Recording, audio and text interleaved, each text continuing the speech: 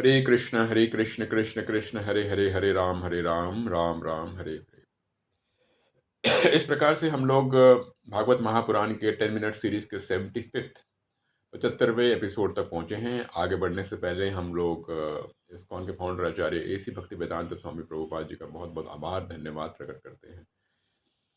पिछली बार हमने देखा किस प्रकार से निमि और वशिष्ठ जी के बीच में क्रोध होता है, एक दूसरे को वो श्राप देते हैं और एक दूसरे की मतलब उनकी मृत्यु हो जाती है, और किस प्रकार से निमि जो हैं वो दूसरा शरीर लेने से मना कर देते हैं, और किस प्रकार से वशिष्ठ जी का जन्म पुनर्जन्म होता है। हम लोग ये भी देखते हैं किस प्रकार से जो चंद्र देवता होते हैं सोम, वो एक बहुत ही कलंकिनी काम करते हैं और अपने गुरु की पत्नी का हरण करते हैं, जिनका नाम तारा होता है। तो तारा का जो पुत्र होता है उसका नाम होता है बुद्ध, और आगे की कथा जो चलती है वो बुद्ध के बारे होती है। बुद्ध जो होते हैं उनकी जो शादी होती है वो होती है इला के साथ होती है। ये उस समय की बात है जबकि सुद्यमना के बारे हमने जो पढ़ा था, जो सुद्यमना जो थे जिनका जन्म हुआ था, अ, वो जो कि स्त्री के रूप में जन्म होने वाले थे, फिर वो पुरुष बन गए थे। तो और जब जंगल में जाते हैं तो जंगल में फिर से वो स्त्री बन जाते हैं। तो जो बुद्धा जो होते हैं, बुद्धा उनकी जो शादी होती है वो ईला के साथ होती है, ईला या सुद्यमना जो कि स्त्री रूप में होते हैं। तो बुद्धा और जो ईला होते हैं उनके बीच में जो पुत्र होता है उनका नाम होता है पुरुवरा। पुरुवरा के बारे में नारद मुनि जो हैं स्वर्ग में बता रहे होते हैं, उनके गुण के बारे बता रहे होते हैं, और उनके गुणों के बारे में जानने के बाद उर्वशी जो होती हैं उनके बारे में बहुत ही वो होती हैं, उनके इंटरेस्टेड हो जाती हैं। और हमने ये भी देखा था कि किस प्रकार से जो उर्वशी जो थी, उर्वशी पे उनको श्राप मिला था, क्योंकि वरुण और मित्रा के बीच में जो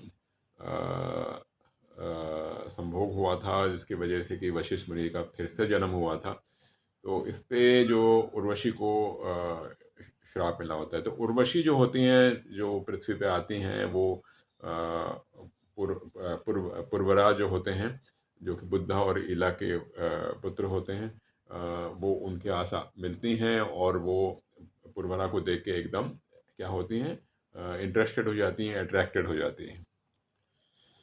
तो उधर उर्वशी और पुरवरा जो होते हैं वो एक साथ आ जाते हैं, और एक साथ आने से पहले उर्वशी कहती हैं कि मेरी 3 कंडीशंस हैं। पहली कंडीशन ये है कि मेरे पास ये 2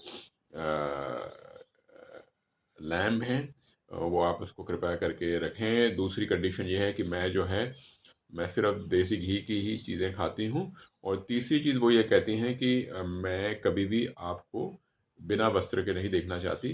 जो संभोग होता है उसके अलावा मैं कभी भी आपको बिना वस्त्र के नहीं देखना चाहती। ये जो चीज़ है उर्वशी जो है वो पुरवरा को बोलते हैं। इस प्रकार से पुरवरा और जो उर्वशी थे वो एक साथ रहने लगते हैं। लेकिन काफ़ी समय बीत जाता है और इंद्र जो थे, जो स्वर्ग के देवता थे, वो चाहते थे कि उर्वशी वापस आए। वो गंधर्व को बेचते हैं, गंधर्व बेचते हैं।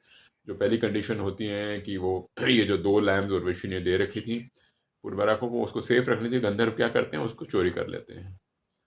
चोरी कर लेते हैं तो उर्वशी बोलती है पुरवरा को, मैंने तुमको छोटे से 2 लैम्प दिए, तुम उनकी भी रक्षा नहीं कर पाए। तो वो इस बात से क्रोधित होती हैं। तो क्रोधित जब होती हैं तो फिर जो पुरवरा होते हैं वो क्या करते हैं, उन लैम्प के ढूंढने के लिए जाते हैं और वो लैम्प को ले आते हैं।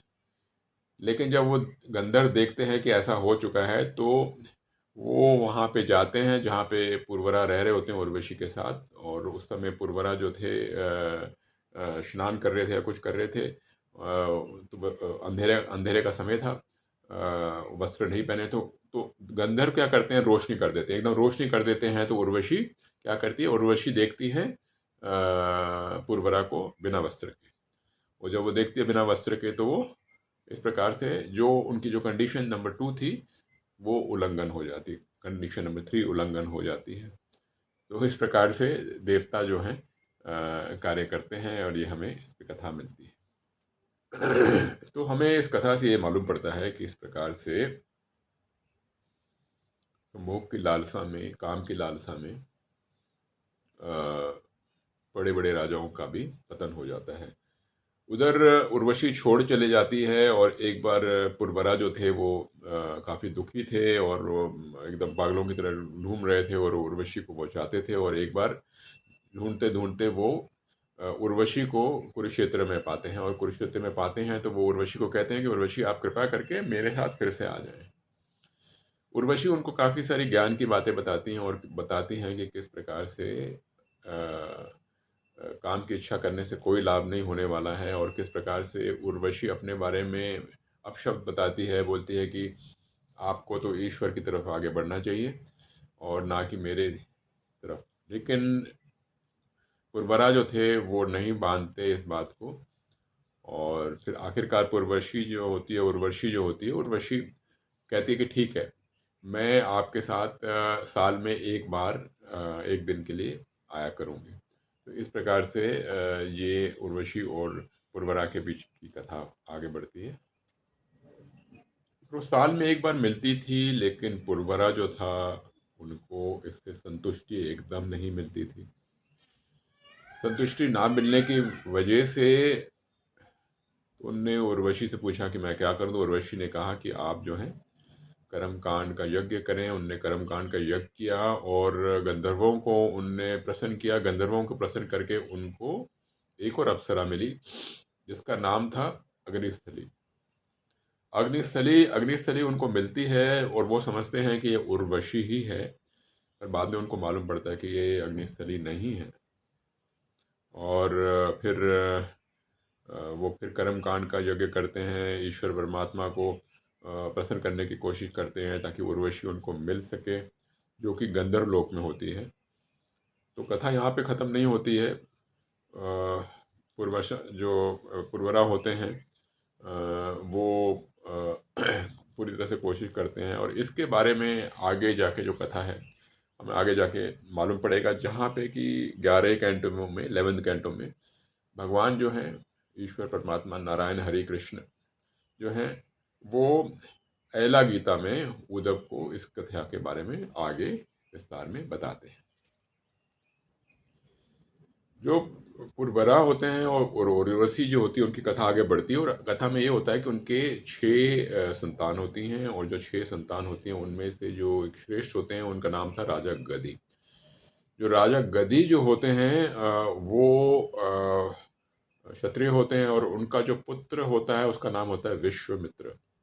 पर क्योंकि जैसे मैंने पहले भी कहा था कि आप अपने कर्म से आपका वर्ण होता है, ना कि आपके जन्म से। तो विश्वामित्र जो होते हैं वो ब्राह्मण का सारे कर्म करते हैं और वो ब्राह्मण बनते हैं, बल्कि वो किस क्षत्रिय कुल में उनका जन्म हुआ होता है। तो विश्वामित्र में सारे ब्राह्मणों के गुण होते हैं, और इस प्रकार से वो काफ़ी सारे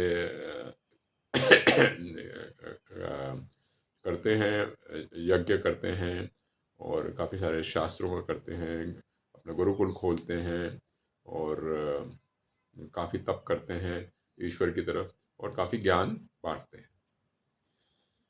तो गदी के जो पुत्र थे विश्वामित्र थे, उनकी पुत्री भी थी। पुत्री जो थी उनका नाम था सत्यवती। सत्यवती की जो शादी होती है वो होती है जो ऋचिका ऋचिका मुनि के साथ होती है। तो आप सोचें, सत्यवती भी जन्म से क्षत्रिय के कुल में हुई है, लेकिन उनकी जो शादी हो रही है वो एक ब्राह्मण के साथ हो रही है। तो इस प्रकार से जो ऋचिका होती है उनकी पुत्री होती है, उनका नाम होता है जमदाग्नि। जमदाग्नि पुत्र होते हैं जमदाग्नि, जो कि मुनि बनते हैं, और उनके काफ़ी सारे पुत्र होते हैं। और जो सबसे जो छोटा होता है, आप देखें मुनि का जो पुत्र है सबसे छोटा जो होता है वो क्षत्रिय का रोल लेता है, और क्षत्रिय का रोल लेता है। और क्षत्रिय कौन होता है, जो कि सबसे बड़े क्षत्रिय माने जाते हैं, और उनको नारायण अवतार भी कहा जाता है। उनका नाम था परशुराम जी। तो इस प्रकार से परशुराम जी का जन्म होता है। ब्राह्मण कुल से आते हैं, लेकिन जो उनके जो नाना होते हैं वो क्षत्रिय होते हैं। तो इस प्रकार से हम कथा ये देखते हैं।